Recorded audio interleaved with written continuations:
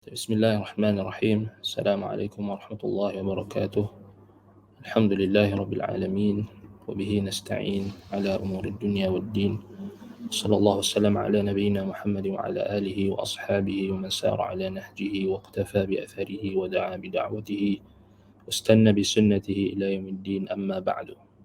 الحمد لله, bersyukur kepada Allah Subhanahu Wa Taala pada pagi ini kita dapat bertemu untuk meneruskan pengajian Tazkiyatun Nafs, membahaskan kitab Ighathatul Lahfan fi Masayid Syaitan karangan Syekhul Islam Al-Imam Ibn Al-Qayyim rahimahullahu ta'ala, yang mana kita berhenti pada jawapan kepada syubhat ahli waswas. Masih lagi perbahasan kita berlega pada bantahan syubhat ahli waswas. Baik, faslun, qala al-muallif rahimahullah, kita berhenti hari itu dekat walaysa al-maqsud taqrir hadhihi al-mas'alah wal maqsud annahu la rahata fi dhalika li al-waswas. Bukan maksudnya untuk kita nak perincikan masalah berkenaan dengan isu berkenaan hukum hakam talak talak tiga yang dijatuhkan ataupun talak yang dilakukan dengan apa kita kata apa, dengan ragu-ragu. Ini fatwa-fatwa ulama berkait dengan isu talak tersebut. Kerana kalau kita lihat berkenaan dengan talak ni, dia adalah benda yang kita kata hukum yang jelas, yang Allah Subhanahu Wa Taala halalkan talak ni dan haruskan, walaupun ianya adalah apa disebutkan oleh ulama, talak ni dia macam nikah, kan? Nikah asal pernikahan, al-aslu fi nikah al-istimrar wal baqa. Asal bagi pernikahan tu adalah untuk kita berterusan, untuk kekal perhubungan itu, hubungan yang melazimkan kita kata hak-hak yang perlu dilaksanakan oleh suami isteri, kasih sayang, rahmat, belas kasihan, itu asalnya perlu kekal. Bila kita menikah ni, maknanya asalnya bukan untuk kita bercerai. Al-aslu fi nikah al-istimrar wal baqa. Kita kena faham dulu maknanya apa maksud kita kata bila syarak menghalalkan atau mengharuskan talak tu. Kan? Kita kena faham dulu apa itu nikah dan apa maksud tujuan utama pernikahan. Kan? Sebab itu tujuan utama pernikahan adalah untuk kita kekal memperolehi manfaat antara sesama kita, iaitu melalui pernikahan, nikah wal musaharah. Dan juga bila pernikahan tu maknanya kita bukan setakat menikah dengan isteri kita, bahkan dengan keluarga dia, kan? Itu musaharah, maknanya kita telah ada kita kata tanggungjawab untuk yang perlu kita laksanakan, hak-hak yang perlu kita laksanakan pada isteri, dan juga bahkan secara umumnya untuk menghubungkan hubungan kekeluargaan itu dengan lebih luas. Jadi bila kita faham nikah ni adalah untuk dapat manfaat nikah, pernikahan itu, tetapi dalam masa yang sama Allah Subhanahu Wa Taala tidak menjadikan semua tujuan ataupun maksud ataupun maqasid nikah itu tercapai oleh semua orang. Tak juga, kan? Maknanya akan ada maknanya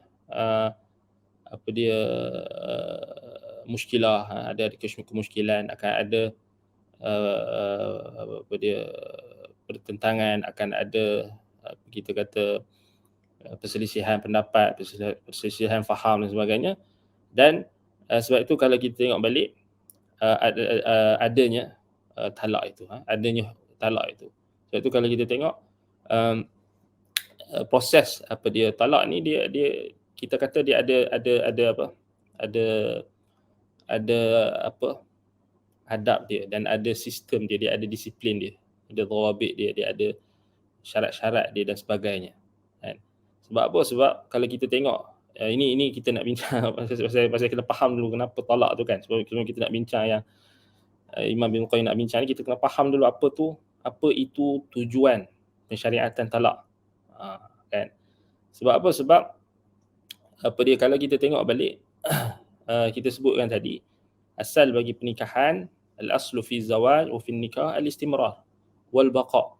Asal bagi pernikahan, kita menikah untuk kita berterusan dan juga berterusan bersama dengan pasangan kita, kan. Dan bukan setakat berterusan di dunia, bahkan kita nak di akhirat, sampai akhirat, kan, sampai kita masuk ke dalam syurga, kan. Itu kita punya pengharapan. Sebab itu dalam asal bagi pernikahan itu, dia tak boleh kita meletakkan tempoh yang tertentu, kan. Kerana kita tak boleh meletakkan tempoh apa kita kata, tempoh yang tertentu untuk kita nak suka hati untuk berpisah dengan dia atau tak, nak bersama dengan dia atau tak. Itu tak jadi. Kalau itu berlaku, maka tak sampailah maksud dan tujuan pernikahan. Dia jadi apa? Dia jadi bukan pernikahan lah. Zina lah, kan. Maknanya suka hati dia nak pergi dengan keluar dengan perempuan ni, kemudian dia berpisah, kemudian dia pergi dengan perempuan tu, dia berpisah. Tak, hakikatnya zina lah. Nak kata apa lagi, kan. Sebab itu diharamkan nikah mut'ah. Dengan ijma' diharamkan nikah mut'ah. Nikah mut'ah sebab apa dia jadi haram? Sebab dia tak mencapai maksud pernikahan. Tak mencapai maksud tujuan pernikahan.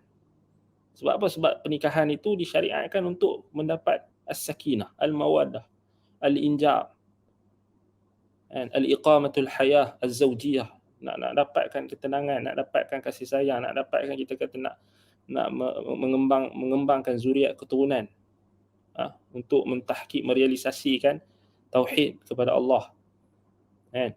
Dan dia dibina di atas adab-adab dan hukum hakam yang tertentu.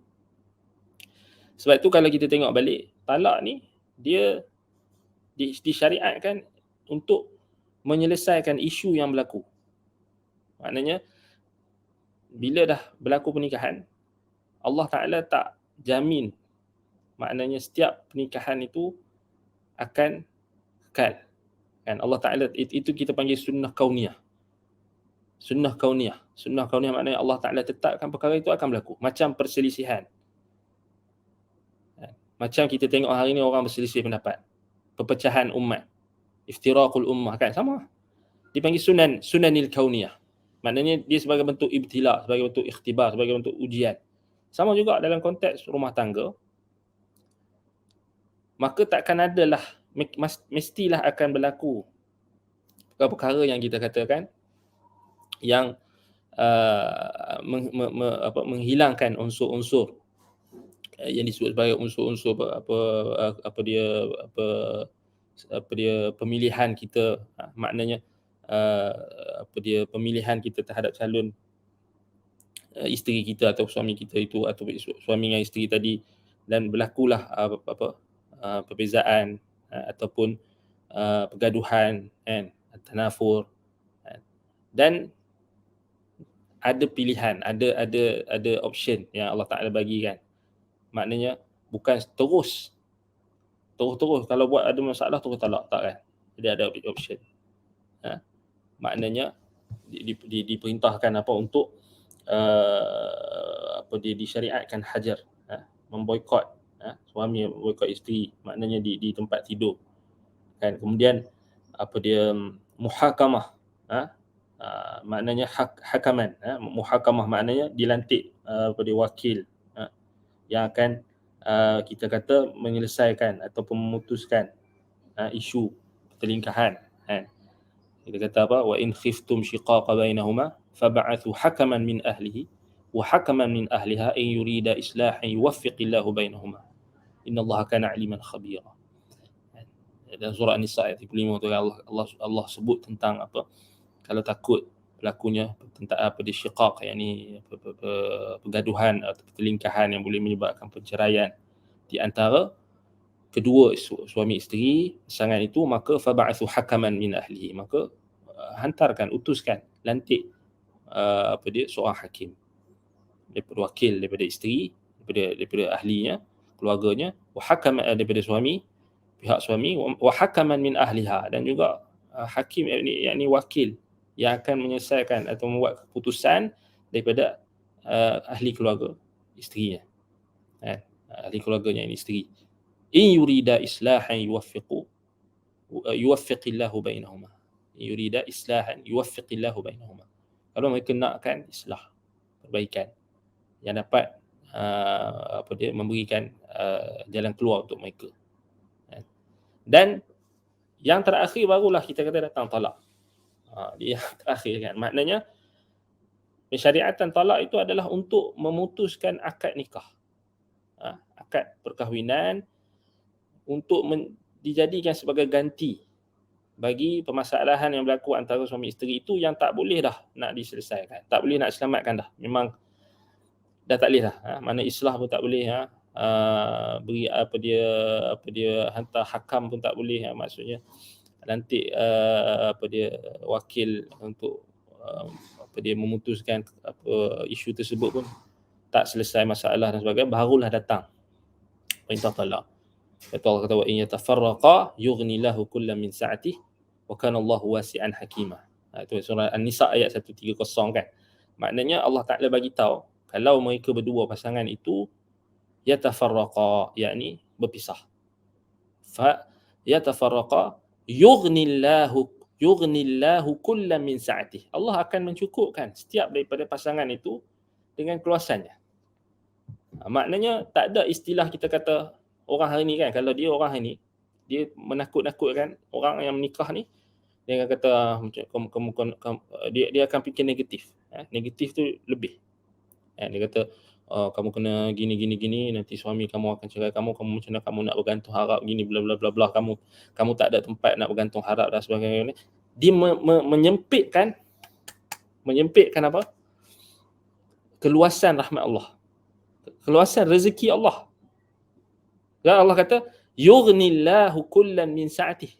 Allah akan cukup kalau mereka terpaksa berpisah. Pasangan itu terpaksa berpisah. Dah tak ada jalan lain melainkan berpisah. Talak. Suami diberikan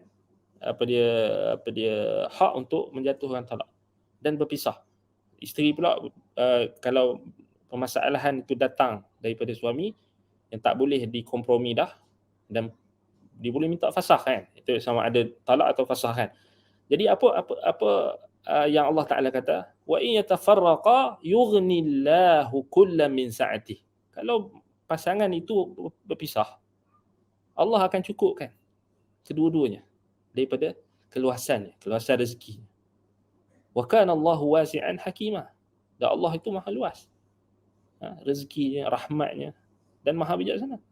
Jadi tak ada isu kalau bercerai maknanya kau takkan kau akan miskin, kau tak dapatlah jumpa isteri yang baru ataupun perempuan yang baru ke wanita baru, ataupun isteri pula ditakut-takutkan macam mana dengan rezeki kamu. Tak ada isu tu.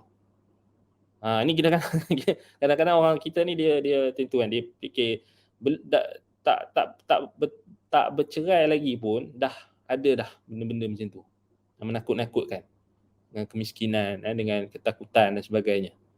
Sebab itu talak ni, kalau base pada ayat Nisa ayat 130 tu, talak ni dia adalah apa? Ilaj. Dia adalah di satu perkara yang berbentuk disangka-akan kita boleh katakan sebagai satu bentuk penyembuhan, ataupun kita kata ubat, sesuatu yang boleh memberikan kesembuhan pada sesuatu yang ada perkara yang dah berpenyakit. Maknanya bila dah ada masalah, dah bergaduh, dah sampai tak boleh dah nak duduk sebumbung kan, maknanya bergaduh tu dah sampai bukan kata baling pinggan, baling macam-macam lah kan, dah macam-macam dah, tak boleh kan, maknanya datang pensyariatan talak. Sebagai apa? Sebagai badil, sebagai ganti, kan. Dan walaupun ianya pahit, kan, tetapi kita katakan bahawasanya itulah maknanya Allah SWT. Sebab tu dalam ayat 130 surah Nisa tu Allah kata apa, wasi'an hakimah, maha luas ilmunya, apa dia, rahmatnya, rezekinya, ketetapannya. Hakiman, bijaksana. Allah Ta'ala tahu. Allah Ta'ala, setiap hukum hakam yang ditetapkan oleh Allah SWT itu penuh dengan kebijaksanaan, hikmah. Ada hikmah, kan? Baik. Sebab itu kita kata talak ni juga dia adalah termasuk daripada dia tak ada dalam umat-umat yang terdahulu. Lebih kalau kita tengok dalam sejarah umat-umat terdahulu, kan, bangsa-bangsa, tamadun-tamadun sebelum Islam, dia tak ada talak ni. Kalau perempuan tu menikah, jadi dia kena kekal dengan suami dia tu selama-lamanya, dan dia dianggap sebagai, kalau suami dia tu lelaki yang nikahinya itu menzalimi dia pun, dia tak ada hak. Dia dianggap sebagai satu bentuk bila dia duduk di bawah suami dia yang zalim tu, dia dah macam penjara dah. Dia tak boleh keluar selama-lamanya. Dia dianggap sebagai apa? Perkahwinan tu dianggap sebagai penjara bagi isteri. Kan? Sebab itu kalau kita tengok itu dalam tamadun-tamadun yang dululah, maknanya sebab itu tak ada kita kata mereka kita kata tak ada benda ni, tak ada apa kita kata penyelesaian tu tak melihat dari sudut yang lebih syumul. Sedangkan dalam Islam, talak ni dia ada adab dia ada dia punya kita kata dia punya apa dia rukun dia, dan dia punya syarat-syarat dia punya dawabit dia, disiplin dia yang sangat kemas. Sebab itu hukum talak itu sendiri apa? Hukum talak apa? Ulama mazhab Syafi'i sebut apa? Hukum talak ni halalun makruh ataupun mubahun makruh. Talak ni perkara yang halal tapi dibenci. Halalun makruh, halal, ataupun mubahun makruh, kan? Sebab apa? Sebab Ibn Umar radhiyallahu anhuma dalam hadis hadis riwayat Imam Al-Hakim dan sebagainya, apa dia sebutkan tentang apa? Hadis apa dia, laisa syai'un min al-halal abghadu ila Allah min at-talaq. Tidak ada sesuatu yang halal daripada perkara yang halal yang paling dibenci di sisi Allah melainkan talak. Dalam riwayat lain, abghadul halali ila Allah at-talaq. Perkara yang paling dibenci, perkara halal yang paling dibenci di sisi Allah adalah talak. Ma ahallallahu syai'an abghada ilaihi min at-talaq. Itu dalam lafaz yang berbeza. Dari riwayat Imam Abu Dawud, Ibnu Majah, Al-Hakim, dan Al-Hakim mensahihkannya. Ma ahallallahu syai'an abghada ilaihi min at-talaq. Jadi pasal apa? Pasal kita kata dia ada, tak boleh kita bermudah-mudah dan tak boleh melampau-lampau lah. Tak boleh melampau-lampau, kan? Sebab itu perbezaan hukum apa talak tu dia berbeza-beza, kan? Maknanya dia boleh jadi apa, wajib, kan? Bila mana keadaan contohnya ilak ni maknanya seorang itu dia bersumpah untuk tidak menyentuhi isterinya dalam tempoh tertentu, ilak, kan? Ataupun kita kata berlaku syiqaq, berlaku gaduhan, pertelingkahan antara suami isteri itu, dan tak boleh nak diselamatkan dah, maka wajib. Boleh jadi wajib. Maknanya bila dipergi ke hakim, kan, pergi ke mahkamah, maknanya mahkamah kata kena pisah, kena cerai, kan? Ataupun hakim, bukan setakat hakim atau qadi di mahkamah saja, mungkin boleh jadi hakim daripada pihak keluarga, kan, yang menetapkan dah tak boleh dah, tak boleh diselamatkan, maka wajib untuk bercerai, wajib untuk talak. Maknanya itu kita kata boleh jadi wajib. Dan kalau dah tak boleh dah, ataupun dalam situasi maknanya berlaku kezaliman, kan, berlaku kezaliman antara salah satu pihak, wajib, kan? Baik, dia boleh jadi sunat, dia boleh jadi sunnah, ataupun kita kata sunat, nadbun, mandub. Bila apa? Di mandub ni macam mana? Talak tu boleh jadi disunatkan, digalakkan, mandub. Bila ulama sebutkan dalam 3 keadaan. Kalau isteri tidak lurus dalam muasyarahnya dengan suami, tidak baik pergaulannya dengan suami, maknanya isteri nusyuz ataupun isteri yang kurang ajar, atau sayyatul khuluq, isteri yang buruk akhlaknya, maka itu sunnah untuk suami ceraikan dia. Sunnah, dituntut mandub. Sebab ada ramai lagi perempuan-perempuan yang baik akhlak. Itu kata kan, kalau isteri itu tidak sayyatul khuluq, buruk akhlaknya. Bukan kita kata ada kekurangan yang biasa, tak, ini yang buruk akhlaknya, buruk akhlak. Baik, itu contoh. Ataupun suami itu dia kurang, dia tak boleh nak berikan hak, ataupun dia ada kebencian kepada isteri, maknanya dia tak boleh nak menyintai isterinya itu, kan? Maka dalam keadaan tersebut disunatkan untuk dia cerai. Bukan kata sikit saja benda yang dia tak suka tu terus dia cerai, bukan. Tak, ini maknanya dia tak boleh dah. Maknanya dia tak boleh, dia memang tak suka. Dia tak tahu. Lepas dia akad nikah, lepas dia sebulan 2 bulan tu dia dah tak boleh. Maka disunatkan. Sebab itu dalam Quran Allah kata fa'amsikuhunna bima'rufin aw fariquhunna bil ma'ruf. Tahanlah isteri-isteri kamu tu dengan baik, dengan ma'ruf, ataupun pisahkan ataupun ceraikan. Berpisah dengan mereka dengan ma'ruf. Kan? Kerana dia tak, selagi dia tak maknanya kalau benda tu tak diatasi, kan, isu yang berlaku kepada suami atau isteri itu tak diatasi, boleh jadi dia akan menyebabkan kezaliman. Jadi disunatkan untuk dia ceraikan. Yang ketiga, yang ni yang banyak berlaku sekarang ni. Yang banyak, yang 1 dengan 2 tadi pun banyak, yang ni pun banyak berlaku. Iaitulah isteri yang tidak afifah, ghairu afifah. Isteri yang tidak menahan maruah dan kehormatan dia, tidak menjaga maruah dan kehormatannya. Dan ini memang berlaku. Pada zaman Nabi SAW, Ibnu Abbas radhiyallahu anhuma meriwayatkan, seorang lelaki datang jumpa Nabi SAW. Apa dia? Dia cakap kat Nabi, faqala inna imraati la taruddu yada lamisin. Inna imraati la taruddu yada lamisin. Wahai Rasulullah, isteri aku ni, dia jenis orang yang kalau ada orang nak sentuh dia, dia tak tolak. Dia biar saja. Orang sentuh dia, orang raba dia, dia biar. Apa kata Nabi SAW? Faqala an-Nabi SAW, talliqha, ceraikan dia. Ceraikan dia. Hadis itu hadis yang sahih. Hadis An-Nasa'i dan juga Imam Asy-Syafi'i. Riwayatkan apa dia disebutkan dalam Talkhisul Habir. Dalam apa, kalau kita tengok turut sama diriwayatkan oleh Imam Asy-Syafi'i. Dan diriwayatkan Imam An-Nasa'i. Dan hadis ini sahih. Hadis ini sahih.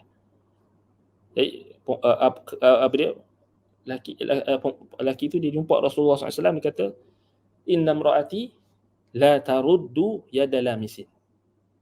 Maknanya isteri aku ni dia jenis tak jaga maruah. Maknanya orang sentuh dia pun, orang pegang dia pun, orang dia jenis biar saja. Sentuh pun Nabi kata apa? Talliqha. Maknanya sunat untuk engkau ceraikan dia. Cari perempuan lain yang lebih menjaga maruah, afifah. Kalau macam ni jangan, talliqha. Ceraikan dia. Kenapa? Kerana la ya'manu an tufsida alaihi al-firash. Tak aman. Kalau orang yang perempuan yang tak jaga maruah, kita tak boleh aman dia dengan perkara yang lebih dahsyat.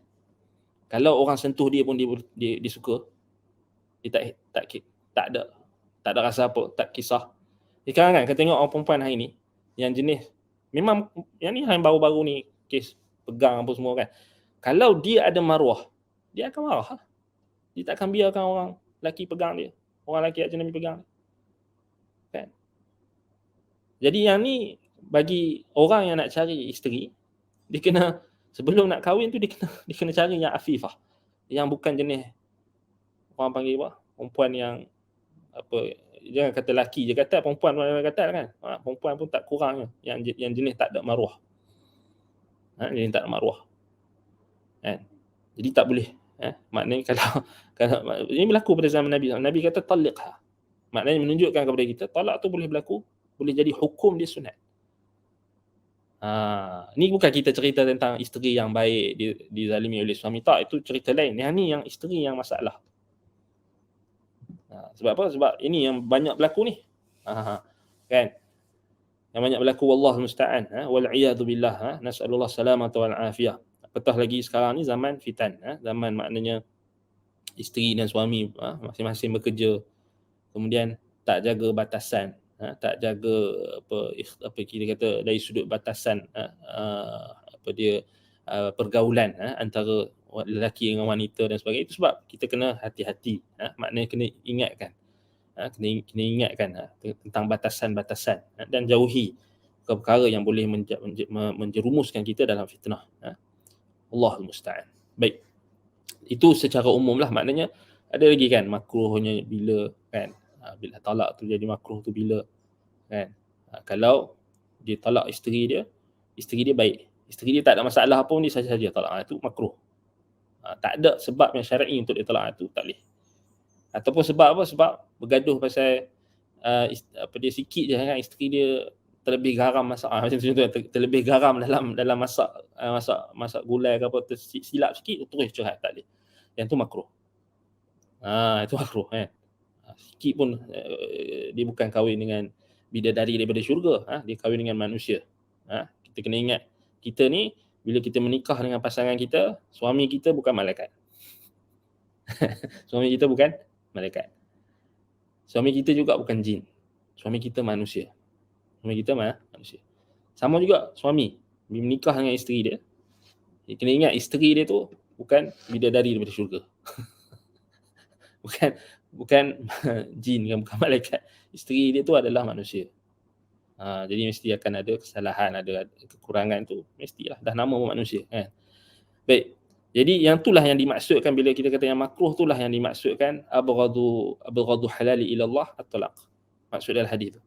Maksudnya perkara yang paling dibenci, perkara halal yang paling dibenci di sisi Allah adalah talak. Itu maksud dia. Baik. Dan itu secara umumnya. Jadi kita kena faham. Baik, sebab tu Imam Ibn Qayyim rahimahullah dikata dekat sini kan. Sebab itu isu berkenaan dengan apa kita kata, apa dia talak 3 sekaligus dan sebagainya, dia bukan benda yang kita boleh buat main-main lah. Maknanya kalau orang yang bertanyakan fatwa, mustafti yang tanyakan fatwa pun, maknanya mufti, seorang mufti pun dia kena memahami keadaan. Kan? Baik, kata Imam Ibn Qayyim rahimahullah, wa amma faslun wa amma man halafa bit-talaqi anna fi hadhihi al-lawzah habbatain wa nahwi dhalika mimma la yatayaqqanahu al-halif fabana kama halafa alayh fahadha la yahnuth inda al-aktharin. Baik. Fasal adapun sesiapa yang bersumpah tentang sesuatu yang tidak diyakini, fi hadhihi, contohnya dia maknanya dia halaf bi talaq ni, maknanya dia bersumpah untuk jatuhkan talak. Dengan dengan sesuatu yang tak diyakini, yang macam dia cakap saya bersumpah, dia kata fi hadhihi al-lawzah habbatain. Sungguhnya di dalam lauzah ni buah kan? Buah. Dalam buah ini ada 2 biji. Ada 2 biji. Dan sebagainya, wa nahwi dzalika. Dia buah lauzah tu lauzah ni kita nak terjemah apa?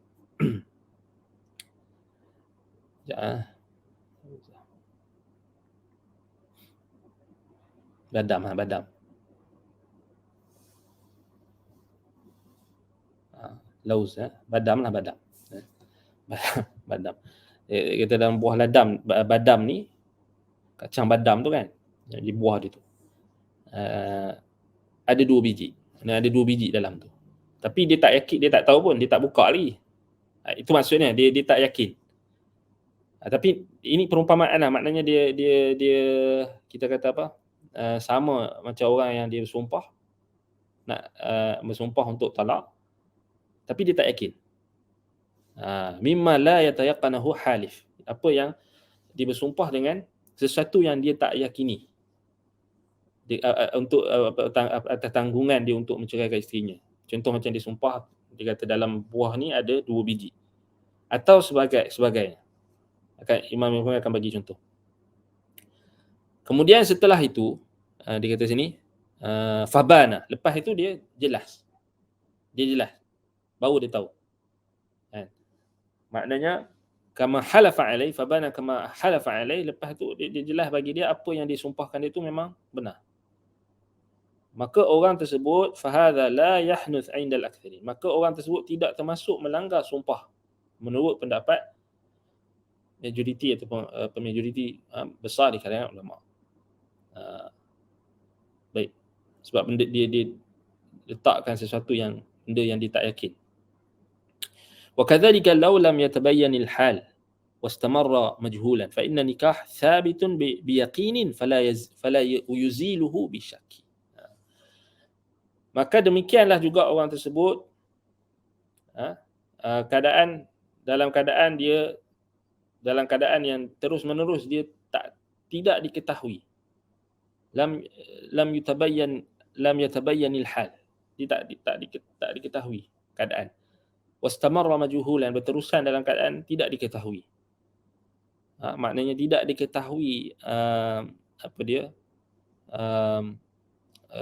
talak dia tu. Keadaan talak dia tu tidak diketahui. Maka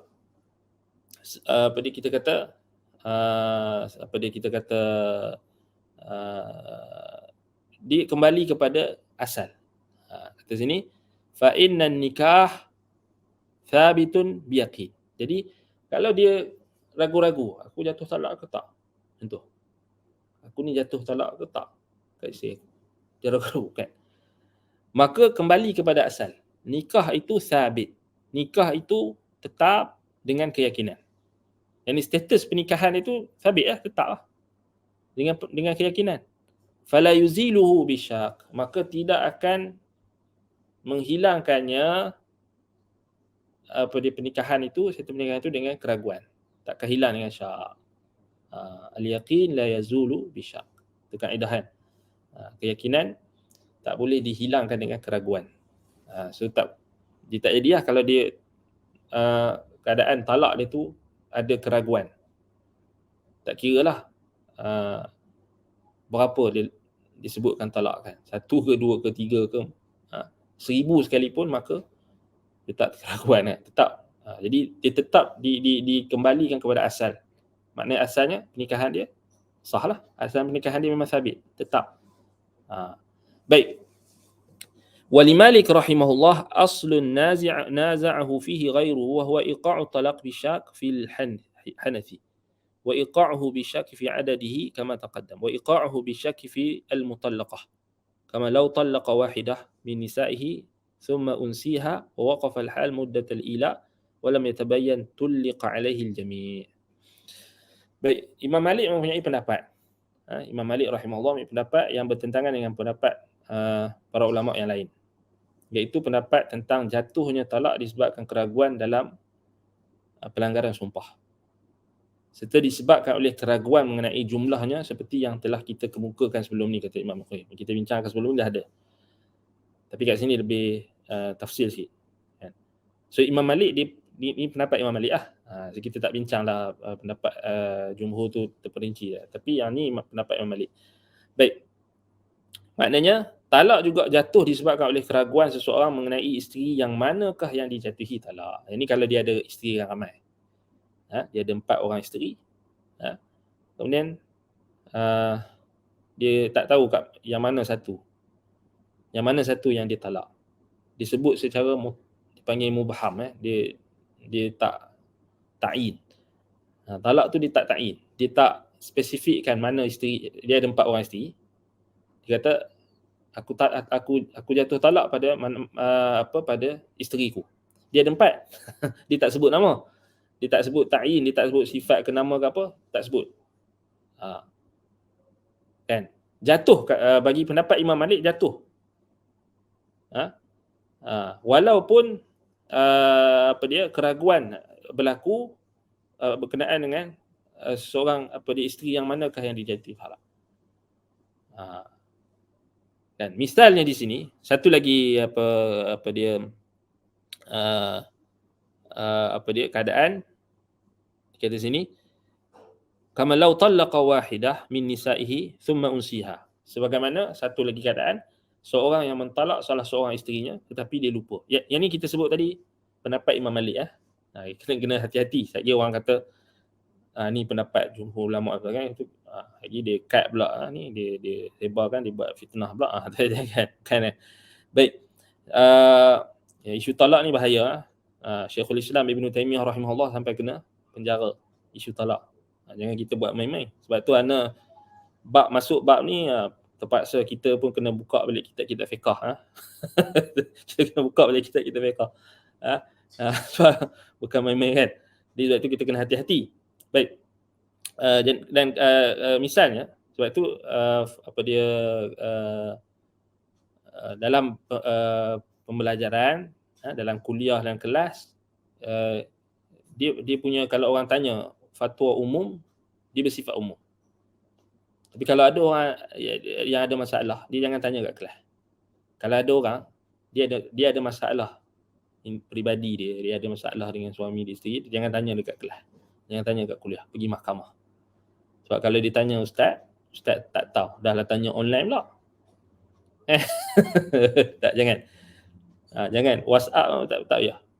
Pergi mahkamah. Selesai kat mahkamah. So kena bezakan likulli maqam maqal. Kita main kelas belajar kan, kita sebenarnya bukan kita nak kita kata nak implementkan semua pelajaran itu secara 100% dengan keadaan kita yang berbeza, ataupun kita kata bukan seorang guru yang mengajar, dia memanglah dia sebagai seorang guru dia ada dia mesti akan bertemu lah dengan soalan-soalan yang bentuk hukum hakam dan sebagainya, tetapi kita tengok keadaan hari ni dia tak boleh, kita tak boleh nak implement 100% sebab kita dalam situasi online, dalam keadaan kita kata kita tak tahu keadaan orang yang tanya, majhul. Orang kadang-kadang orang tanya tu majhul, tak diketahui keadaan dia dan sebagainya kan. Rupa-rupanya fake account. Kita pun tak tahu. Rupanya menipu je. Dia tulis nama perempuan tapi lelaki, contoh bagi contoh. Jadi tak boleh. Maknanya dia kena, kalau ada masalah dipanggil ahwal asy-syakhsiyat, maknanya masalah peribadi, keluarga.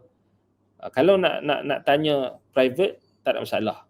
Tapi dinasihatkan kalau ada masalah pergaduhan keluarga dan hukum hakam yang bersifat perlukan perincian, pergi terus jumpa pergi pejabat agama teruslah, kata pejabat agama, pergi jumpa mahkamah, pergi naik mahkamah ataupun pergi jumpa orang-orang yang berkelayakan. Kadang-kadang dia jadi masalah tu bila dia di salah tempat. Sebab kita bincang dari sudut hukum yang umum. Tapi kita kalau nak perinci tak boleh. Tak boleh nak perinci kat sini. Apatah lagi dengan tempat kita kata macam kita di alam maya ni, lagi tak boleh. Lagi bahaya. Sebab tu kena hati-hati kan. Perempuan kalau dia ada mana-mana isteri-isteri perempuan, wanita-wanita yang di luar sana yang dia ikut kelas ke apa, kalau dia ada masalah peribadi dan sebagainya, dinasihatkan dia untuk cari teman yang dekat dia ataupun dahulukan dulu orang-orang yang berilmu di kalangan wanita. Cari ustazah cari ustazah kan. Jangan, kadang-kadang tu jadi fitnah. Jadi fitnah bila ditanya masalah ni pada ustaz-ustaz kan, dia tanya pada ustaz-ustaz. Kadang-kadang tak ada masalah kalau tanya secara umum, tetapi kalau melibatkan perincian tu maknanya tak dinasihatkanlah. Kena pergi pejabat agama. Pergi pejabat agama, pergi jumpa orang yang ada autoriti lah, pergi jumpa qadi yang boleh jatuhkan hukum. Kita bukan qadi. Kita hanyalah muallim. Kita hanya pengajar. Kena mengajar, kita mengajar. Kita tak boleh, kita bukan kita bolehlah jatuh orang yang mengajar ni, dia boleh, bukan kita kata dia tak boleh keluar hukum. Dia boleh keluar hukum, tapi hukum yang bersifat umum. Dia bukan hukum yang bersifat khusus. Itu yang dibahaskan oleh para ulama dalam adab al-mufti wal mustafti. Adab orang mufti dan juga seorang mustafti. Sebab tu apa-apa isu, kan orang tanya kita pasal hukum perbankan, muamalah, rujuklah ahli dia. Jangan semua benda kita nak tapau. Semua tapau ni, semua benda kita nak ulas. Di masalah sekarang ni, zaman kita sekarang ni, kita diuji dengan golongan yang dalam asar-asar disebutkan al-i'jabul mar'u bi ra'yihi. Semua orang nak bagi pendapat, padahal dia bukan ahli. Al-i'jabul mar'i bi nafsihi, i'jabu mar'i bi ra'yihi. Kagumnya seseorang dengan pendapat dia sendiri. Tak percaya, buka media sosial. Orang ni bagi pendapat, orang tu bagi pendapat. Buka Twitter, ni bagi pendapat, saya berpendapat ini. Saya berpendapat ini, hukum dia gini. Saya berpendapat. Siapa kamu? Dia dah tak ada limit dah, sekarang dia jadi fauda. Semua orang nak bagi pendapat. Saya berpendapat, siapa kamu? Saya rasa, siapa kamu? Sebab tu kita kena sedarlah diri, kan. Bukan benda semua benda kita boleh ulas. Ini masalahnya, tak mau belajar. Tak mau belajar punya sombong. Tapi dekat media sosial dia dah jadi hero. Semua benda dia nak ulas. Mai isu ni dia nak ulas. Mai isu tu. Mai isu ni dia nak ulas. Kadang-kadang kita kena ingatkan juga, sahabat-sahabat kita ni jangan, dia ada, maknanya kita ni sedar diri lah. Sedar diri. Kan? Ada benda yang kita tak perlu nak ulas, ada benda kita serahkan kepada ahli. Semua benda kita nak ulas. Last sekali, tak tahu. Kita tak tahu apa benda yang kita ulas.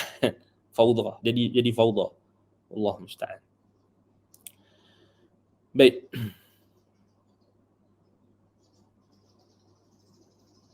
Baik, kat mana dikata dekat sini, Imam Ibn Qayyim kata, kama law talaqa wahidatan min nisa'ihi thumma unsiha. Seperti mana juga keadaan kalau dia mentalak salah seorang daripada isterinya. Wahidatan min nisa'ihi. Kahwin 4 orang. Dia tak boleh lebih, kan? Tak boleh lah 5, 6, 7, 8. Yang tu kena, yang tu dah kira melampau lah, kan? Yang tu dah kira haram lah.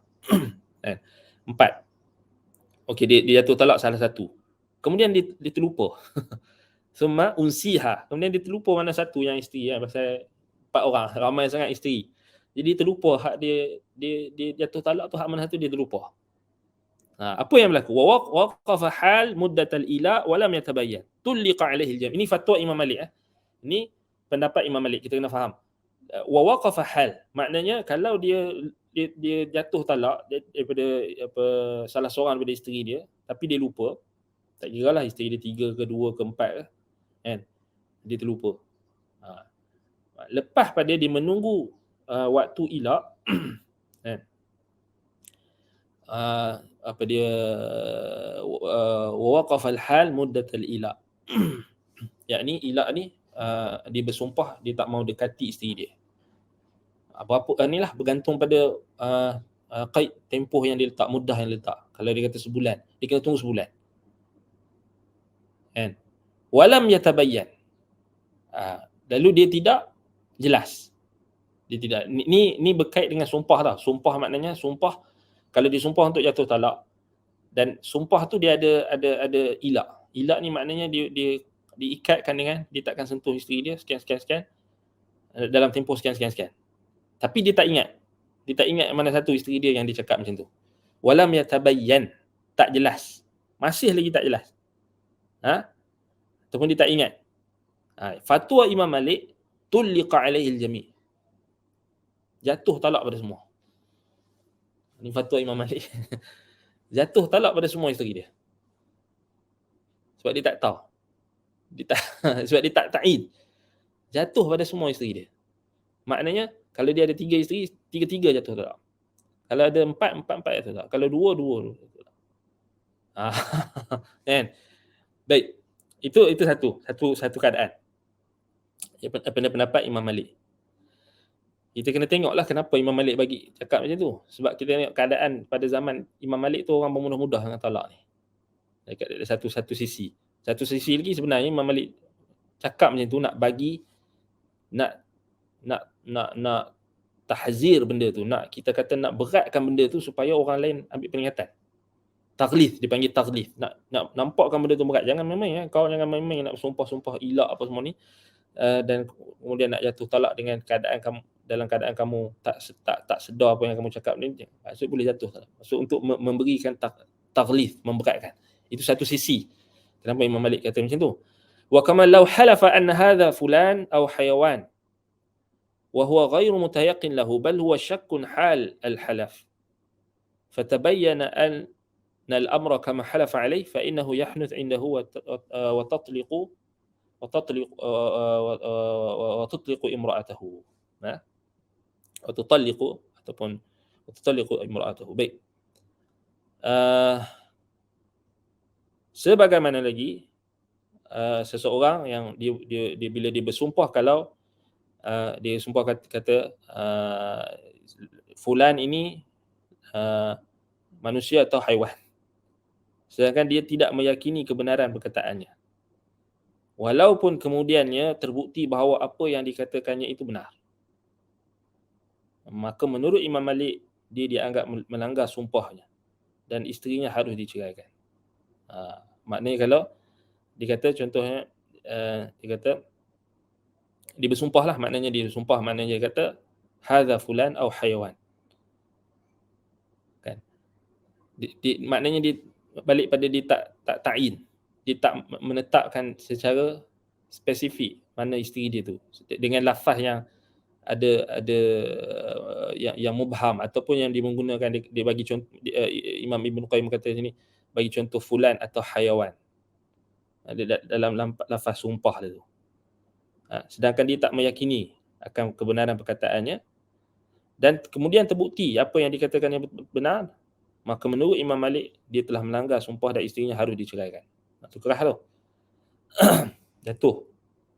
فمن حلف على رجل أنه زيد فتبين أنه غيره أو لم يتبين أن هو المحلوف عليه أم لا حنث عنده وإن تبين أنه محلوف عليه وكان حال اليمين لا يعلم حقيقته ولا يغلب على ظنه ولا طريق له إلى العلم به في العادة فإنه يحنث عنده لشكه حال الحلف. Baik, barang siapa yang bersumpah terhadap seseorang bahawa orang tersebut adalah Zaid, lalu diketahui dia bukan Zaid, atau tidak diketahui siapa sebenarnya dia, maka menurut Imam Malik orang tersebut telah melanggar sumpah. Seandainya dia mengetahui bahawa ternyata orang tersebut Zaid sebagaimana yang disumpahkannya, sedangkan ketika dia bersumpah dia tak tahu siapa orang itu sebenarnya, dan dia tidak memiliki sangkaan atau dugaan yang kuat dan tidak memungkinkan untuk mengetahuinya berdasarkan kebiasaan adat, maka menurut Imam Malik orang tersebut melanggar sumpah disebabkan ketika bersumpah dia dalam keadaan ragu-ragu. Maknanya dia tetap kita kata walaupun dia ragu-ragu tetap jatuh ataupun tetap dia dikira melanggar sumpah. Baik, ini kita bukan nak bincang isu ni sebenarnya. Ini sebenarnya kita baca ni, kita nak faham kenapa Imam Malik bincang isu ni. Kenapa Imam Ibn Qayyim bincang isu ni untuk bantah syubhat orang was-was. Imam Ibn Qayyim nak bagi tahu dekat sini perbahasan syubhat yang mereka bawa, mereka kata Imam Malik ni berhati-hati dalam bagi fatwa sampai tahap macam ni, untuk mereka justifikasikan atas perbuatan Imam Malik ni, mereka justifikasikan perbuatan was-was mereka. Tak betul lah. Sebab tu Imam Malik akan tambah kat bawah nanti. Maknanya kita tengok ni mana ada benda yang was-was sebenarnya. Sebenarnya dia ada memang bentuk berhati-hati kan. Tapi agak dari sudut pandangan Imam Malik tu agak kita kata agak keras lah kan. Baik, kata sini lagi فالحالف يحنث بالمخالفة لما حلف عليه أما في الطلب فبأن يفعل ما حلف على تركه وأما في الخبر فبأن يتبين كذبه. Baik, orang yang sumpah ni dia melanggar sumpah dengan hal yang dia menyelisihi apa yang disumpahkannya. Maknanya dalam ada pun itu kita kata apa? dia melanggar sumpah tu dengan apa yang dia menyelisih apa yang disumpahkan. Ada pun dalam at-talab, yakni tuntutan, yakni perbuatan atau tuntutan. Maka ini terjadi jika dia melakukan apa yang telah disumpah, apa yang telah dia bersumpah untuk meninggalkannya. Sedangkan dalam pemberitahuan, hal ini terjadi jika terbukti dia berdusta. Namun menurut Malik, kat sini, wa inda Malik yahnithu bi amrin akhar wa huwa syak hal al-yamin. Sawa'un tabayyana sidquhu am la. Tapi di sisi Imam Malik, ada hal lain yang menjadikan seseorang itu melanggar sumpahnya, iaitu keraguan ketika mengucapkan sumpah, tanpa ditinjau sama ada benar atau tidak dalam sumpahnya. Sama ada dia betul atau tak dalam sumpah dia, sumpah yang sidq ataupun kadhib, benar atau dusta, tetap dia dianggap sebagai melanggar sumpah dia. Baik. وأبلغ من هذا أنه يحنث من حلف بالطلاق على إنسان إلى جانبه أنه إنسان أو حجر أو أنه حجر ونحو ذلك مما لا شك فيه. Lebih keras lagi, lebih berat lagi, lebih dahsyat daripada ini. Imam Malik beranggapan atau berpendapat melanggar sumpah orang yang bersumpah dengan tanggungan talak, dengan mentalak terhadap seseorang yang di sampingnya ada orang lain atau batu. Sungguhnya dia adalah batu dan sebagainya yang tidak ada keraguan di dalamnya. Maknanya kalau dia disebut dalam sumpah ataupun dalam sumpah untuk ditalak tu, disebut orang tu dengan lafaz yang tidak jelas ataupun mubham pun jatuh. Kan, contoh dia kata aku tolak batu ni. Batu tu dia merujuk kepada isteri dia. Bagi pandangan Imam Malik, jatuh. Jatuh. Dia katakan ataupun ada orang lain kat situ kan, maknanya walaupun ada bentuk keraguan kat situ pun jatuh talak. Maknanya pendapat Imam Malik ni lebih keras, dahsyat, keras. Satu ini Imam Ibn Qayyim tambih kat sini. Ablaghu min hadha annahu yahnith min man halafa bit talaq al insan ila janibihi annahu insan aw hajarin annahu hajar wa nahwi dhalika mimma la shakka fihi. وعمدته في الموضعين أن الحالف هازل فإن من قال أنت طالق إن لم تكوني امرأة أو إن لم أكن رجلا لا معنى لكلامه إلا الهزل فإن هذا مما لا غرض للعقلاء فيه. Baik. Kesimpulan kat sini Imam Malik buat, Imam Ibn Qayyim kesimpulan di sini. Dalam keadaan dalam dua keadaan ini, ada dua maudhi'ain ini, maknanya kat sini dua tempat ini, maknanya dalam keadaan sumpah yang dijatuhkan dalam keadaan ada keraguan. Sumpah yang disertai dengan ilak ataupun dengan talak lah. Ilak maknanya dia tak mau sentuh isteri dia dan jatuh talak. Jatuh talak dalam tempoh tu sekian, kemudian jatuh talak.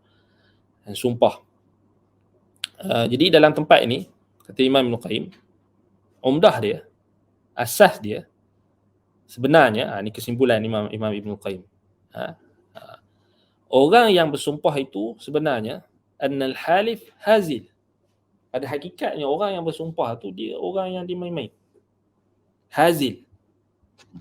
Hazil kat sini wama, dalam Quran Allah kata wama huwa bil hazli. Wama huwa bil hazli. Apa dia? Dalam Quran Allah Taala sebut berkenaan dengan Al-Quran ni, apa dia, innahu, apa dia, wal ardi dhati sad'i innahu la qaulun faslun wama huwa bil hazli. Wama huwa bil hazli, Al-Quran ni dia adalah kata putus kan.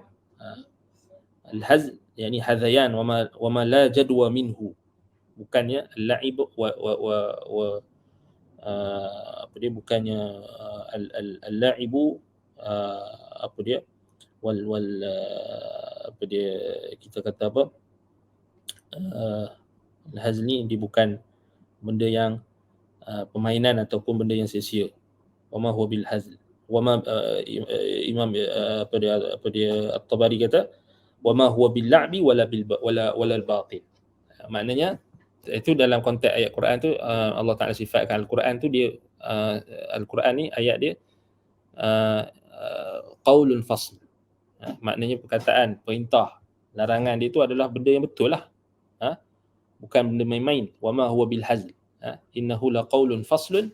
Al-Quran itu adalah perkataan yang benar-benar memutuskan. Dia bukan benda yang main-main. Kan? Innahu laqaulun faslun. Yani apa dia yang memisahkan antara hak dan batil. Itu apa dia kebenaran ataupun hukum. Hukum yang berkait dengan agama, berkait dengan sesuatu yang memisahkan antara hak dan batil. Jadi wama huwa bil haz, bukan benda yang main-main, bukan benda yang sia-sia. Itu maksud al-hazil. Jadi dalam talak ni dia benda yang kita kata satu sisi macam Imam Malik tadi, kenapa mendapat dia kerah? Pasal dia anggap benda tu tak boleh main-main. Kalau main-main pun jatuh. Main-main pun jatuh. Tapi pendapat jumhur ulama, ini beza. Ni Imam bin Qayyim kata, yang kesimpulan yang dia buat, orang yang bersumpah macam tadi itu dia hanya main-main. Hazil ni fa inna man qala anta taliqun illam takuni imra'ah. Contoh kan, orang yang kata dekat isteri dia, engkau jatuh talak kalau engkau bukan perempuan. Au illam akun rajulan, atau aku bukan lelaki. Dia kata engkau, dia kata kat isteri dia, engkau jatuh talak illam takuni imra'ah, kalau engkau bukan perempuan. Au in lam akun rajulan, atau aku bukan lelaki, engkau jatuh talak. Ada makna tak? Kata Imam Ibn Qayyim, la makna li kalamihi illa al-hazlu. Tidak ada makna bagi perkataannya itu melainkan sia-sia. Al-hazlu. Tak ada makna. Fa inna hadha mimma la gharda lil uqala'i fihi. Maknanya bagi orang yang berakal, perkataan itu tak ada maksud pun. Hazl. Hazl. Maknanya tak jatuh lah. Sebab dia, ungkapan dia tu benda yang sia-sia. Kan? Macam dia kata kan, kalau engkau batu, aku jatuh talak. Benda yang sia-sia. Pasal isteri dia bukan batu pun. Tapi bagi pendapat Imam Malik jatuh walaupun main-main. Kan? Dia orang pegang dengan base dengan hadis apa? Hadis apa dia? Perkara yang tak boleh dibuat main kan, antaranya talak. Yang apa?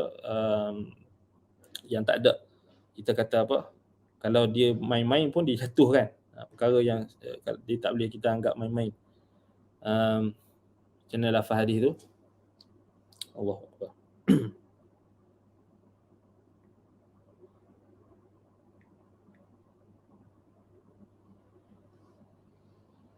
Salasatun jidduhunna jiddun. Kan?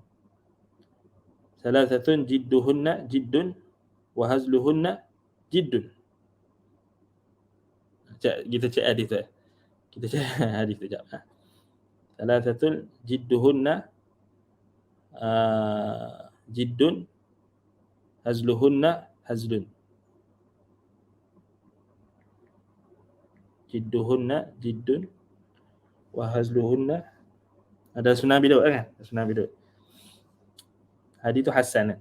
3 perkara, salasun jidduhunna jiddun. 3 perkara kalau perkara itu dibuat serius, jidduhunna dengan serius, dia akan jadi serius. Dia akan jadi betul-betul lah. Wa hazluhunna jiddun, dan bermain-main ataupun berpura-pura ataupun bermain-main dalam isu tersebut pun dia akan jadi serius, dia akan jadi betul. Apa dia? An-nikah wa talaq wa raj'ah. Nikah, talak dan raj'ah. Nikah, talak dan raj'ah. Kan? Nikah, talak dan raj'ah. Dalam Jami' At-Tirmizi dengan lafaz salasun jidduhunna jiddun wa hazluhunna jiddun an-nikah wa talaqu wa raj'ah. Hmm.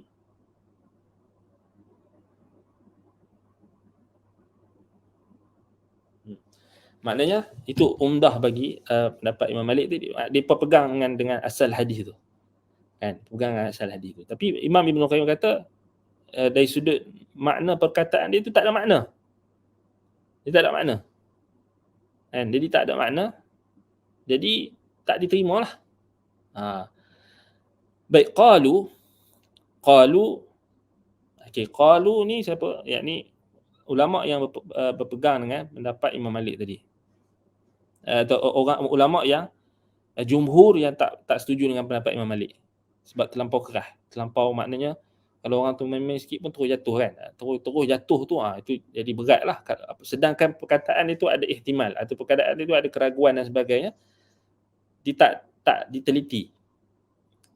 Qalu wa in lam yakun hadha hazalan fa innal hazla la haqiqata lahu. Mereka mengatakan bahawasanya walaupun hal tersebut pelanggaran sumpah itu adalah orang yang maknanya kita kata apa? Apa dia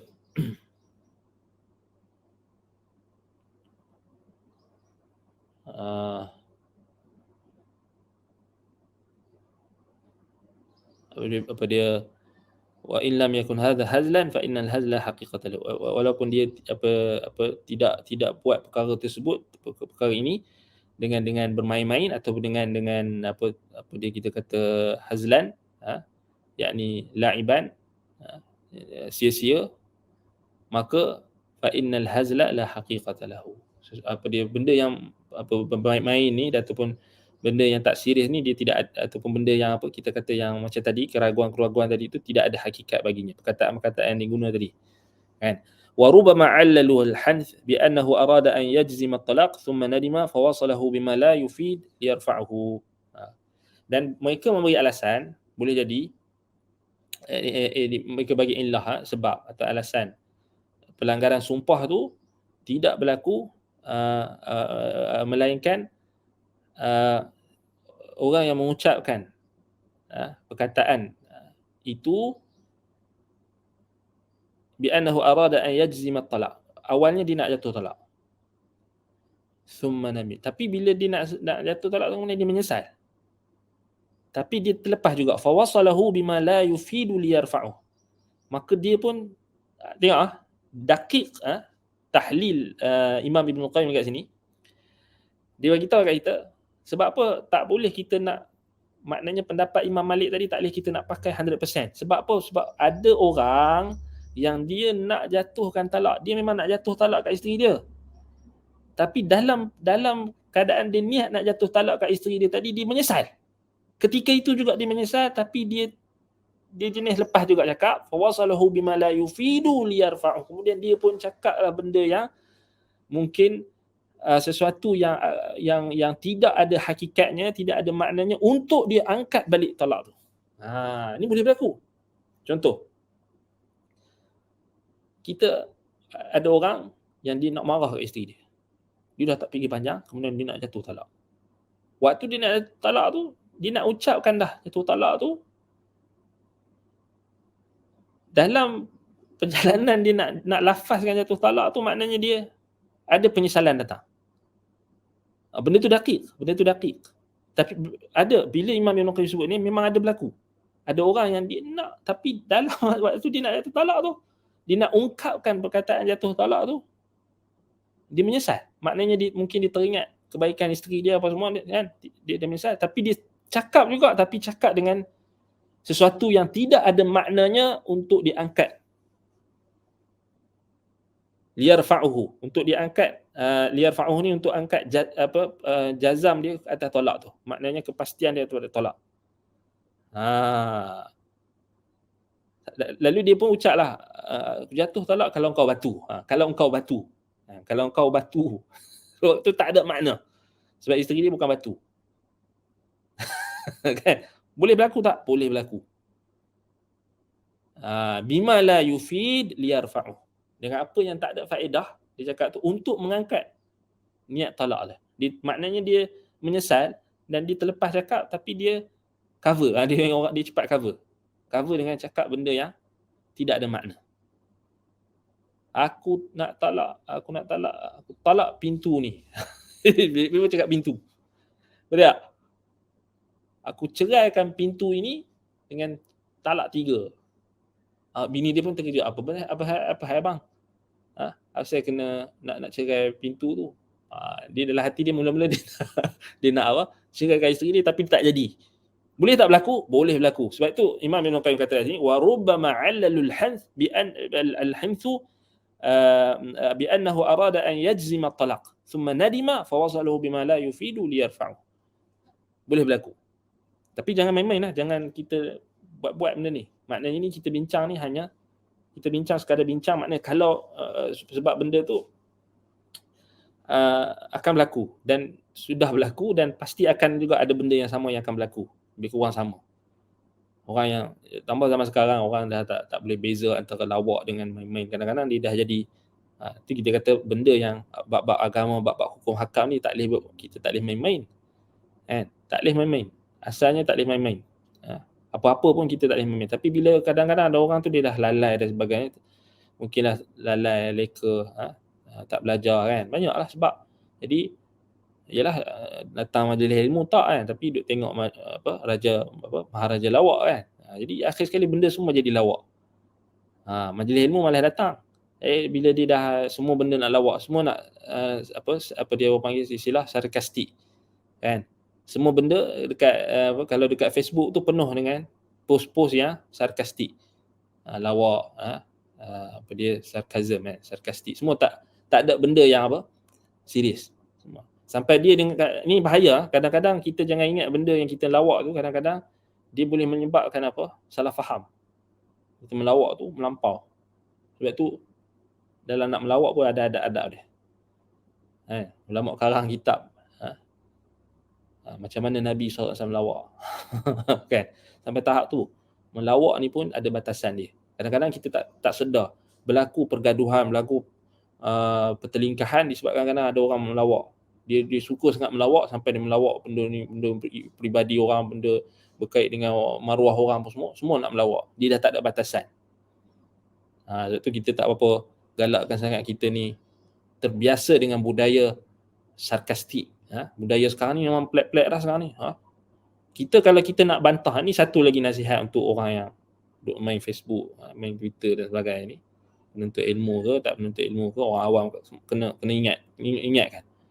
Ada benda yang kita boleh buat lawak, tapi jangan kita buat lawak dalam agama kita. Jangan buat lawak dalam hukum hakam, jangan buat lawak. Jangan buat lawak dengan peribadi orang, dengan tingkah laku orang, dengan fizikal orang, jangan. Jangan melawak dengan maruah orang, jangan melawak. Jangan sarkastik dengan hatta orang yang buat maksiat sekalipun kita tak boleh nak ejek-ejek dia. Dia panggil ta'ir. Kita tak boleh tahu orang yang hatta orang tu buat syirik ke orang buat bidah, kita tak boleh. Kita haram pada atas diri kita untuk menjatuhkan maruah dia ataupun kita kata mencela dia, mencela peribadi dia, mencela fizikal dia. Tapi ustaz depa buat, ustaz kita, biar depa buat, jangan kita buat. Tapi depa buat, jangan jadi la takun im'ah. Im'atan ataupun jangan kamu apa idza ishtaddal bala la taqul li fin nasi uswatun. Li fin nasi uswatun. Kalau berlaku fitnah, berlaku kejahatan tu dah banyak, jangan kamu bagi alasan, jangan kamu kata orang tu buat jahat semua sebab orang tu buat. Kamu dah tengok orang tu buat benda tak betul, kamu kata li bin nasi uswatun. Aku ada orang tu buat. Terus ustaz tu pun buat. Ustaz pun buat. Ustaz pun sarkastik orang, ustaz tu pun buat, orang ni buat, orang tu buat. Jangan. Bila dah berlaku banyak fitnah, berlaku banyak pelanggaran, jangan kita ikut orang. Jangan kita bagi alasan pasal ramai orang buat. Kita pun buat lah. Aku pun buat lah, aku pun ikut lah. Ejek orang sana, ejek orang ni tak. Jangan. Biar orang nak buat, jangan kita buat. Sebab kita tak tahu bila Allah Ta'ala nak uji apa yang kita ejek orang. Sufyan Ats-Tsauri rahimahullah pernah cerita. Satu hari dia pernah cakap dekat orang tu, engkau ni muflis. Dia cakap kat orang tu, muflis. Allah uji aku muflis. Maknanya hati-hati yang kita cakap. Allah akan uji kita dengan apa yang kita cakap kat orang. Sebab tu kita kata Nabi SAW kata, "Idza man kana yu'minu billahi wal yaumil akhir falyaqul khairan aw yasmut." Siapa yang beriman kepada Allah dan hari akhirat, maka hendaklah dia berkata perkara yang baik. Aw liyasmut, atau senyap. Nak bantah, itu nak bantah apa, dia kata ustaz kita sekarang ni ajaran sesat banyak. Bantah dengan ilmu. Dengan ilmu. Jangan kita buat fitnah. Dahlah fitnah tu dah banyak, kita pergi tambah lagi. Nak bantah, dia kata ustaz kita nak bantah ahli bid'ah ni, bantah ahli bid'ah dengan ilmu, jangan bantah dengan hawa nafsu, dengan emosi. Pergi mengaji dululah, tak payah nak bantah-bantah orang. Senang. Pergi mengaji. Jangan duk sibuk dengan nak bantah kat Facebook, bantah kat Twitter, bantah kat ni, last sekali dia tak tahu. Dia kadang-kadang syabab-syabab ni dia semangat nak bantah tapi dia tak ada ilmu. Dia terjebak dalam kezaliman. Dia ejek orang sana, ejek orang situ. Hatta walaupun dia ahli bid'ah sekalipun, orang buat syirik sekalipun tak boleh. Haram untuk kita untuk ta'ir, untuk kita ejek orang, untuk kita pergi tatabuk, pergi cari-cari dia punya status lama-lama dia apa semua, kemudian malukan dia. Tak perlu. Ada benda yang secara umum, mungkin benda tu ya kita kata adalah benda yang jelas-jelas bercanggah tu, ada tempat dia, kita boleh untuk kita sebarkan kesalahan. Tapi bukan semua benda kita bila kita dah bantah seorang tu kita nak follow kan. Ada orang di perangai dia bila dia bantah orang tu, orang ni, ustaz ni, tak kira lah ustaz ahli bid'ah ke, ustaz ahli sunnah ke apa ke, dia jadi perangai dia pergi tatabuk ni maknanya pergi sampai tahap dia apa, obsesi dia untuk menjatuhkan maruah orang tu, sampai dia cari balik status-status lama tu orang tu. Tak ada kerja, ni orang yang tak ada kerja, batalun, orang yang batal. Istilah ulama-ulama apa adab, ulama-ulama apa ilmu nafs, ilmu tazkiyatun nafs, apa dia ulama tasawuf, orang macam ni dipanggil batal. Orang batal. Bukan batal kan, apa dia minal batalah. Batalah. Orang yang tak ada kerja lah, orang yang menganggur. Tak ada kerja. Kerja dia main Facebook. Kan? Kerja main Facebook, main buat benda yang baik lah, maknanya sebarkan kebaikan, sebarkan ayat Quran, nasihat yang baik. Tak perlulah nak sampai nak ejek-ejek orang. Ejek-ejek orang tu tak, kita kata hatta walaupun dia ahli bid'ah ke, orang buat syirik sekalipun kita tak boleh ejek. Orang kafir pun kita tak boleh ejek. Ni masalahnya kita dah tak ada lah, kita jadi tak ada limit lah. Itu masalah. Kita nak cakap lebih pun orang akan cakap balik kan. Gini, orang pandai jawab. Orang hari ni memang pandai berdebat, pandai jawab. Tapi dia sendiri, Allah musta'an. Sebab tu kita jangan terjebak lah. Maknanya kita ni gunakan media sosial ni untuk kebaikan. Jangan ikut. Tapi ustaz dia geng kita. Geng kita sekalipun kena tegur lah. Tapi ustaz dia geng kita ni memang tak, dia orang macam ni dia tak ada pendirian. Dia kira geng. Tapi ustaz, tapi banyak tapi. Tak perlu. Jangan sibukkan diri dengan nak membantah tetapi tak ada ilmu. Tak ada ilmu ni termasuklah tak tahu adab, tak tahu kita kata nak menulis pun tak tahu. Menulis dia bukan boleh kita tulis ikut suka hati nak menulis. Kena menulis dengan memilih perkataan-perkataan yang baik. Perkataan-perkataan yang sesuai pun kena tahu. Bukan pakai tulis je. Sebab tu kena ingat balik macam kataan apa yang kita kata apa yang kita sebut tadi, Imam Sufyan Ats-Tsauri yang disebut kan, aku pernah cakap dekat orang tu muflis, akhir sekali Allah uji aku yang muflis. Satu lagi hadis yang kita kena ingatkan juga, apa dia, idza qala ar-rajul halakan nas fa innahu ahlakuhum. Ni satu hadis yang kita kena hati-hati.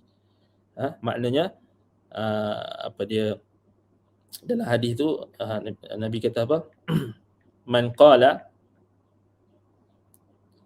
ya, hadis tu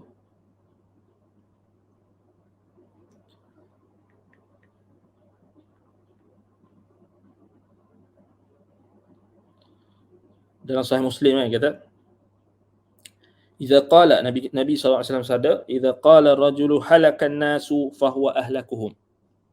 Bila seorang lelaki berkata manusia telah celaka, ramai orang dah musnah, orang dah celaka sekarang, ramai orang sesat dah sekarang ni, ramai, halakan nas fahuwa ahlakuhum, sebenarnya dialah yang paling celaka di kalangan mereka.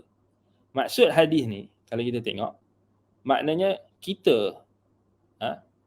kita ni tak boleh, bila kita nak bantah atau kita nak bagi tahu tentang kebobrokan, kerosakan yang berlaku dalam masyarakat, jangan kita over limit, jangan kita anggap kita dah suci. Ini yang dibahaskan oleh para ulama bila Nabi kata idza qala ar-rajulu halakan nas fahuwa ahlakuhum. Kalau seorang lelaki mengatakan manusia ni semua dah rosak, semua manusia dah celaka, semua orang dah sesat, fahuwa ahlakuhum, dialah orang yang cakap itulah yang paling sesat sekali, yang paling celaka sekali. Sebab apa? Sebab dia rasa dia dah selamat, ataupun dia rasa dia yang paling baik. Sebab dia menganggap diri ni suci. Sebab itu dalam riwayat Al-Humaidi dalam Jam'u Baina Sahihain disebutkan fahuwa ahlakahum dengan mansub bil fathi, dengan baris atas. Maknanya asyadduhum, kalau dia ada dua. Maknanya dalam hadis itu kalau kita baca idza qala ar-rajul halakan nas fahuwa ahlakuhum, yang pertama dengan rafa', dengan baris depan. Kalau dengan baris depan maknanya fahuwa asyadduhum halaka. Kalau kita ni rajin, kita ni ni bahaya ni, hati-hati bila kita nak kritik orang. Ya, kita akan sampai tahap bila kita tak itu kita kata kena seimbangkan. Jangan 24 jam kita nak bantah orang. Hidup kita ni hanya nak bantah dan hanya nak mengkritik. Sedangkan agama ni ada banyak lagi benda. Rad, sebab itu ulama kata membantah ahli bid'ah, membantah ahli syirik, membantah ni bukan tanggungjawab semua. Diserahkan kepada ahli ilmu yang rasikh, yang mendalam ilmunya. Tapi hari ni tak. Kita semua orang boleh bantah sampai kita tak boleh kawal. Hari-hari bantah. Tak ada yang last kali dia tak ada dah, semua orang dia bantah. Bila sebab itu, inilah balik pada perkataan Imam Syafi'i, maknanya berdebat dalam ni dapat mengerahkan hati ni, masuk dalam berdebat ataupun banyak kasratul mukhasamah, banyak kita berdebat, banyak membantah, banyak ni dia akan mengeraskan hati. Ini kita sebut ni pasal kita ajak tazkiyatun nafs, kita kena ingatkan benda ni.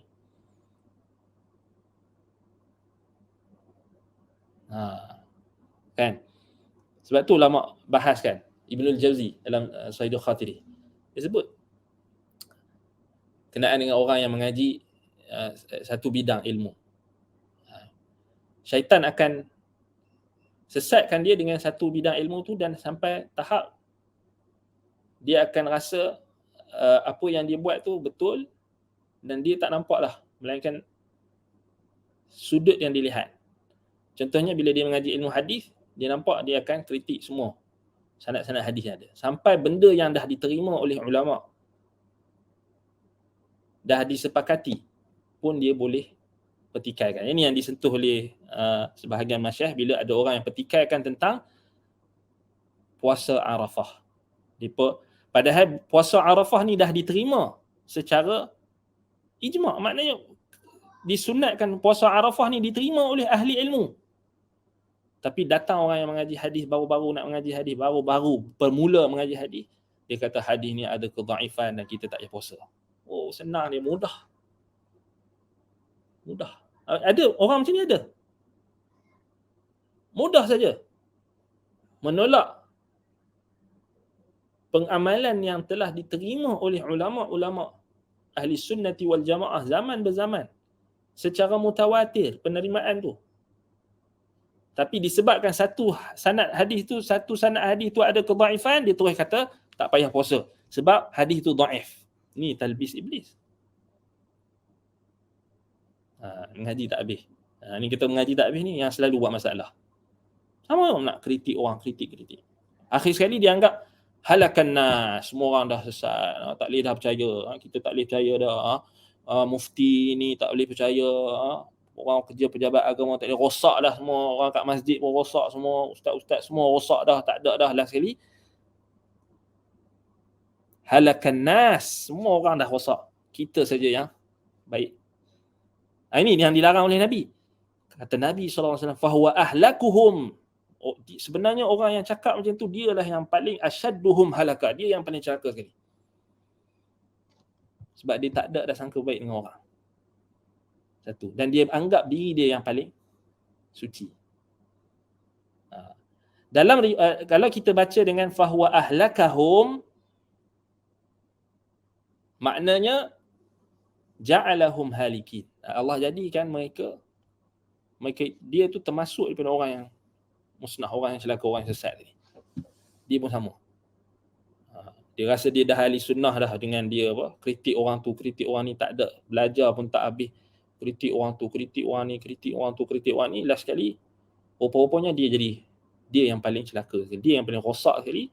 Ini yang berlaku pada orang-orang yang terjebak dalam, contohnya dalam pemikiran khawarij dan sebagainya. Sebab dia tak rasa dah, dia tak nampak dah kesalahan diri dia. Dan dia tak nampak lah. Bila orang tegur dia kata, ni apa, tak boleh pakai, ni hizbi, ni sururi, ni ikhwani, bla bla. Orang tegur dia cakap, dia terus putih. Allahul musta'an. Sebab tu kita kena hati-hati. Kena hati-hati. Jangan kita jadikan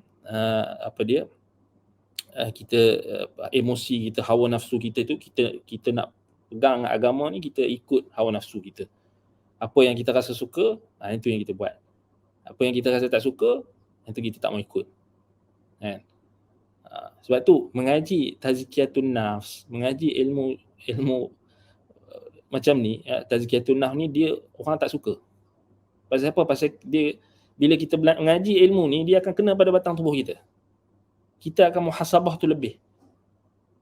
Orang hari ni dia lebih suka belajar ilmu-ilmu yang dia nak cari salah orang. Bukan nak kata kita tak boleh mengaji ilmu. Tak, anda tak pernah kata kita tak boleh mengaji ilmu akidah. Kita mengaji ilmu akidah sampai kita tahu akidah kita tu benar dan kita tahu akidah yang batil.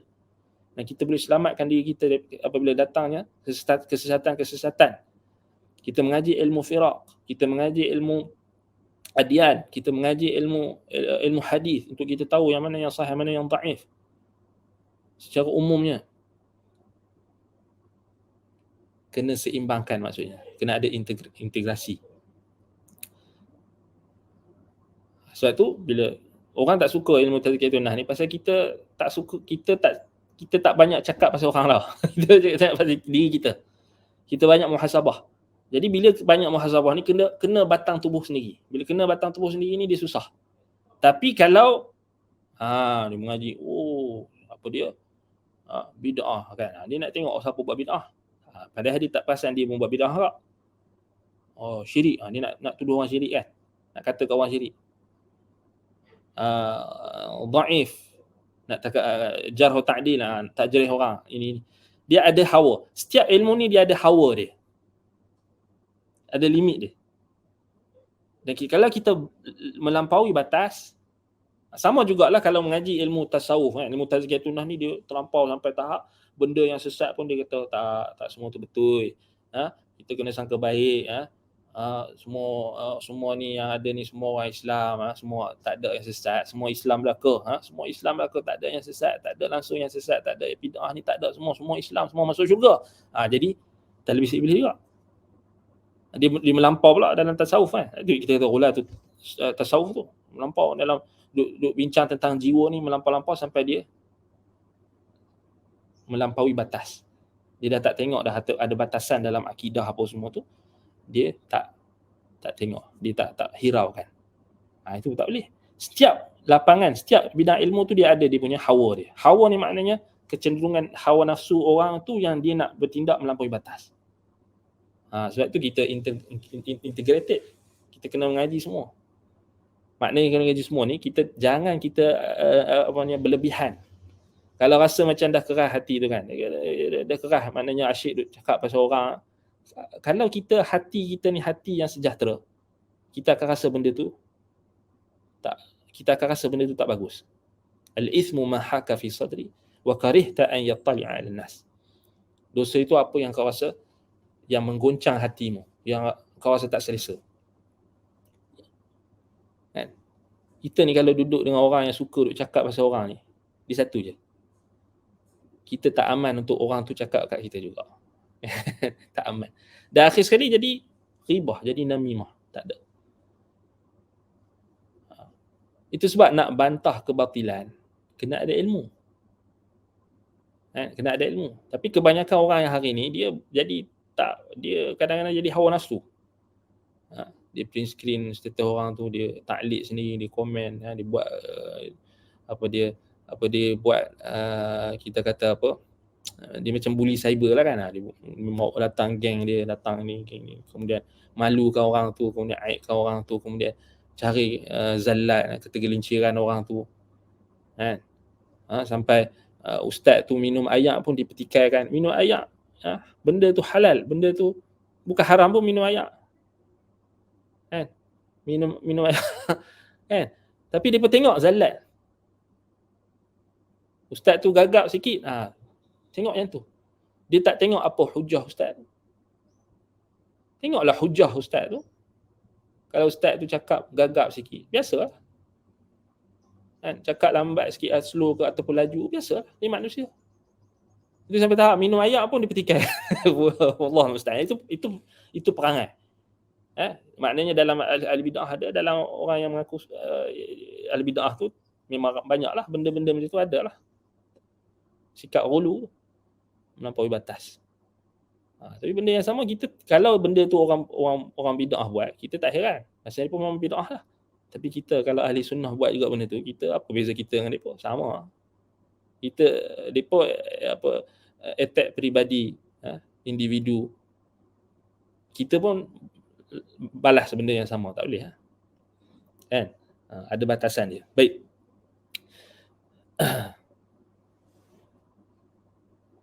Jadi maknanya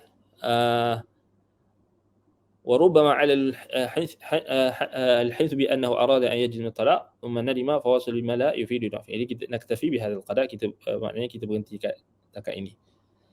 Baik, kalau ada soalan yang berkait dengan topik, bukan soalan hukum yang khusus, fatwa yang bersifat spesifik untuk ditanya kat sini, kita tak pakai, kita tak terima. Soalan yang berkait dengan was-was, yang kita kata untuk syubhat yang Imam Ibn Qayyim sentuh kat sini, ataupun yang kita sebutkan tadilah berkait dengan benda-benda yang berkait dengan kita kata nasihat-nasihat umum tadi. Baik, kita ada. Barakallahu fikum. Semoga Allah SWT memberkati apa yang kita sampaikan. Jadi insya-Allah kita akan sambunglah. Kita berhenti dekat halaman 305 ni. Kita akan sambung lepas raya haji kan. Lepas raya haji. Jadi insya-Allah kira hari inilah kita akan cuti, Yayasan Taklim akan cuti 9 kot. 9 sampai 13. Dapat mesej tadi. 9 sampai 13 kan. Saya tak dengar semalam. Mesej daripada YT. Kita akan cuti 9 bulan.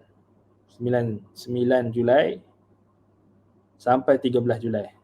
Cuti raya haji. Maknanya kita akan maknanya minggu depan tu ada hari Khamis kan, hari Khamis. Maknanya ada lagi lah. Kita maknanya tak cuti lah, maknanya kita sempat sambung lah. 14 tu tak cuti lah, maknanya 14 tu kita ada kelas lah insya-Allah. kalau tak ada perubahan jadual. Baiklah. Jadi insya-Allah kita bertemulah lepas raya jugalah, lepas raya haji. Semoga Allah SWT menerima amalan kita semua, memberikan kita waktu yang diberkati untuk kita manfaatkan 10 hari yang terawal dalam Zulhijjah ini dan juga hari raya nanti, hari Tasyrik, untuk kita banyak-banyak mengingati Allah SWT. Baik.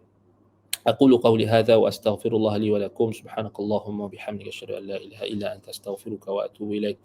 صلى الله على محمد وعلى آله وصحبه وبارك وسلم. والحمد لله رب العالمين. والسلام عليكم ورحمة الله وبركاته.